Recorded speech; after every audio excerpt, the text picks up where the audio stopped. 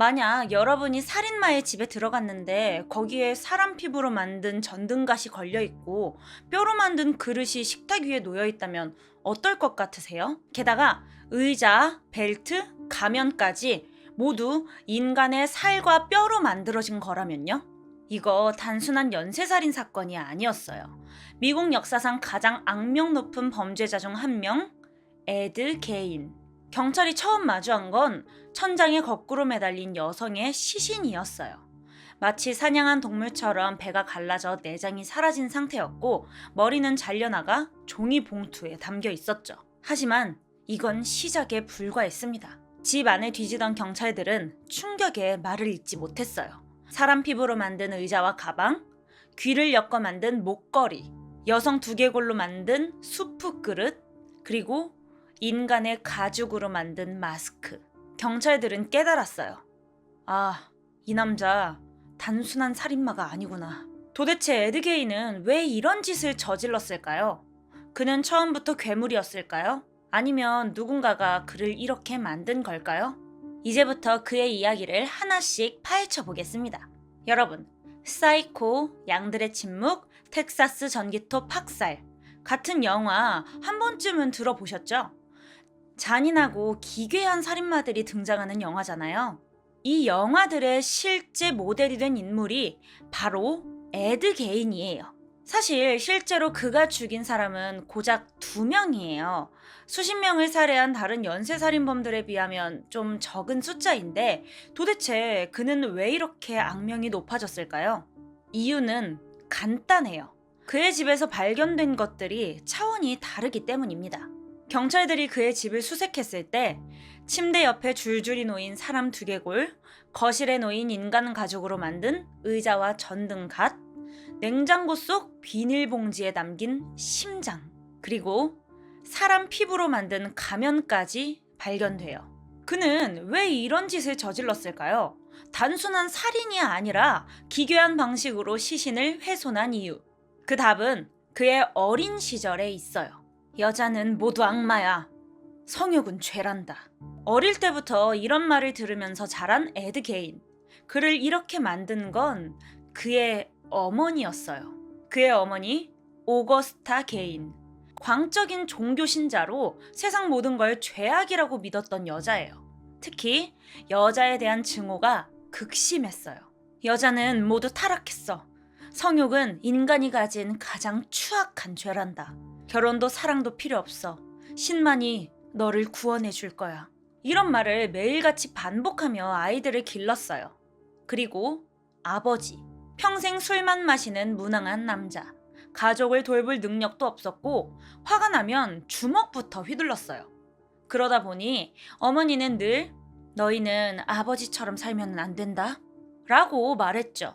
그런데 더 이상한 건 학교는 보내면서도 친구를 사귀는 건 절대 허락하지 않았어요. 만약 학교에서 친구랑 대화라도 한다면 집에 오자마자 매질과 벌이 기다리고 있었죠. 결국 에드는 또래 친구들과 어울리는 법을 배우지 못했고 사회성이란 게 전혀 없는 그저 어머니의 말만 맹목적으로 따르는 아이로 자라게 됩니다. 에드 게인의 형 헨리. 그가 죽던 날도 처음엔 그저 평범한 하루였어요. 1944년 5월 에드와 헨리는 농장 주변에 마른 풀을 태우고 있었어요. 그런데 예상보다 불길이 너무 커진 거예요. 강한 바람을 타고 순식간에 산불로 번져버렸죠. 마을 사람들이 달려와 불을 끄기 시작했고 한참 후에야 겨우 불이 잡혔습니다. 그런데 그 순간 누군가가 말했어요. 근데 헨리는 어디 갔지? 그제야 에드가 대답합니다. 아까까지 여기 있었는데 어디 갔는지 잘 모르겠어요. 사람들이 걱정하며 수색을 시작했고 잠시 후 형의 시신이 발견됩니다. 그런데 뭔가 이상했어요. 헨리의 몸엔 화상 자국이 거의 없었어요. 사이는 질식사, 그리고 머리에는 둔기에 맞은 듯한 흔적이 남아 있었죠. 마치 불에 타서 죽은 게 아니라 먼저 맞아 쓰러진 것처럼 말이에요. 경찰도 수상하게 여겼지만 당시엔 명확한 증거가 없었어요. 결국 사고사로 결론이 났죠. 헨리는 동생 에드가 어머니에게 집착하는 걸 유일하게 걱정하던 사람이었어요. 늘 동생한테 말했어요. 에드, 어머니 말만 듣고 살면 안 돼. 세상은 넓어. 그리고 얼마 지나지 않아 헨리는 싸늘한 시신으로 발견됩니다. 그리고 이 사건 이후 집에는 오직 에드와 어머니만 남게 돼요. 1945년 어머니 오거스타 게인이 뇌졸중으로 쓰러졌어요. 에드는 하루도 빠짐없이 어머니의 곁을 지켰습니다. 먹이고 씻기고 용병까지 받아내며 간호했어요. 하지만 결국 어머니는 세상을 떠납니다. 그 순간 에드는 완전히 무너졌어요. 이제 세상에 그를 지켜줄 사람은 아무도 없었으니까요. 그리고 그때부터 그의 집착은 광기로 변해가기 시작합니다. 에드는 어머니가 쓰던 방을 그대로 잠가버렸어요. 방 안에 있는 모든 것, 마지막으로 앉았던 의자, 벗어둔 슬리퍼, 침대 위에 접어둔 이불까지 어머니가 돌아가시던 날 그대로 보존했어요. 마치 시간이 멈춘 것처럼. 집안 곳곳도 어머니가 살아있을 때 모습 그대로 유지했습니다. 거실, 주방, 복도, 어머니가 남긴 모든 흔적을 그대로 둔 채 살았어요. 그럼 정작 에드는 어디에서 지냈을까요? 집에서 가장 작은 방, 그곳에서 거의 웅크리고 살았습니다. 창문은 먼지로 뿌옇게 덮여 있었고 벽에는 곰팡이가 피고 방 안은 쓰레기와 오물로 가득했죠. 그리고 이때부터 끔찍한 짓을 시작합니다. 어느 날 에드는 신문을 보다가 한 기사를 발견했어요. 플레인필드 공동묘지 56세 여성 매장. 그날 밤 에드는 삽을 들고 묘지로 향합니다. 묘지에 도착한 그는 주변을 두리번거리더니 새로 생긴 무덤 앞에서 멈춰 섰어요. 그리고 삽을 내려 꽂았죠. 몇 시간 동안 땅을 파고 관이 모습을 드러내자 뚜껑을 열었어요. 그 안에는 방금까지 살아있었던 것처럼 깨끗한 시신이 있었죠. 그날 이후 그는 수십 개의 무덤을 파헤치기 시작합니다. 그런데 여기에서 더 소름 끼치는 부분이 있어요. 그는 어머니와 닮은 중년 여성들만 골라서 무덤을 팠어요. 그리고 그 시신들의 피부를 벗겼습니다. 이유는 어머니를 다시 만들기 위해서였죠. 여성의 가죽을 꿰매 옷을 만들고 두개골을 잘라 그릇을 만들고 피부를 벗겨 마스크처럼 뒤집어 쓰고 그렇게 그는 어머니가 되어가고 있었습니다. 무덤에서 시신을 꺼내는 걸로는 부족했어요. 그는 이제 살아있는 사람을 직접 찾기 시작했죠. 타깃은 명확했어요. 어머니와 닮은 중년 여성. 1945년 12월 8일 플레인필드에서 작은 술집을 운영하던 메리 호건이 실종됩니다. 가게 문은 열려 있었고 카운터엔 피가 길게 흘려 있었어요. 그런데 이상한 점이 하나 있었어요. 싸운 흔적이 전혀 없었습니다. 마치 자기 발로 걸어 나간 것처럼요. 하지만 경찰은 그녀가 누군가에게 끌려갔다고 판단했어요. 이유는 바닥에 남아있던 핏자국이 출입문까지 이어져 있었거든요. 그리고 마을 사람들은 농담처럼 말했죠. 메리? 에드네 집에 있겠지 뭐. 다들 웃으면서 넘겼습니다. 진짜로 그럴 줄은 다들 몰랐던 거죠. 1957년 11월 16일 플레인필드 철물점 주인 버니스 워든이 흔적도 없이 사라졌어요. 그녀가 마지막으로 목격된 건 아침 9시 30분. 철물점에서 손님을 응대하는 모습이었어요. 그런데 이번에도 이상한 점이 발견됩니다. 가게 안에는 싸운 흔적도 없었고 돈도 그대로 남아 있었으며 출입문에는 피가 길게 묻어 있었어요. 뭔가 심상치 않다고 느낀 경찰. 그리고 계산대에서 발견된 한 장의 영수증. 에드 게인 부동액 구매. 경찰은 곧장 에드 게인의 집으로 향합니다. 그런데 집 앞에 도착한 순간부터 뭔가 이상했어요. 집 안은 불이 꺼져 있고 창문에는 먼지가 두껍게 쌓여 있었습니다. 문을 두드려도 아무런 인기척도 없었죠. 결국 경찰은 강제로 문을 열고 집 안으로 들어갑니다. 그리고 그곳에서 누구도 상상하지 못했던 광경과 마주하게 되죠. 경찰이 처음 마주한 건 천장에 거꾸로 매달린 시신이었습니다.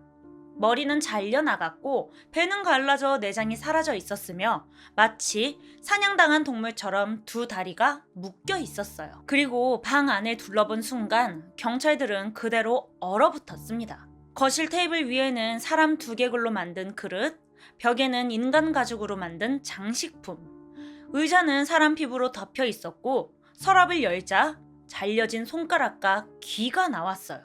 그게 끝이 아니었습니다. 여성의 입술로 만든 창문 블라인드 끈, 사람 귀를 엮어 만든 목걸이, 가슴 피부를 이어붙여 만든 조끼. 한 경찰은 현장을 보고 그 자리에서 주저앉았고 몇몇은 결국 정신병원으로 실려갔어요. 경찰은 곧장 에드게인을 체포합니다. 경찰이 소리쳤죠. 이게 다 뭐야, 에드? 이 짓을 왜 한 거야? 그런데 그는 오히려 고개를 갸웃거립니다. 무슨 말인지 잘 모르겠어요. 난 그냥 빌려온 거예요. 경찰은 당황했어요. 빌려왔다고? 뭘? 그러자 그는 너무 태연하게 대답합니다. 무덤에서요. 밤에 가서 필요한 걸 가져왔어요. 그는 자신이 직접 사람을 죽이지 않았다고 주장했어요. 대신 어머니와 닮은 여성들이 죽어서 무덤에 묻히면 그걸 꺼내서 다시 데려온 것뿐이라는 겁니다. 하지만 경찰이 메리 호건과 버니스 워든의 실종에 대해 묻자 그는 잠시 눈을 피하며 조용해졌어요. 메리 호건은 어디 있어? 글쎄요.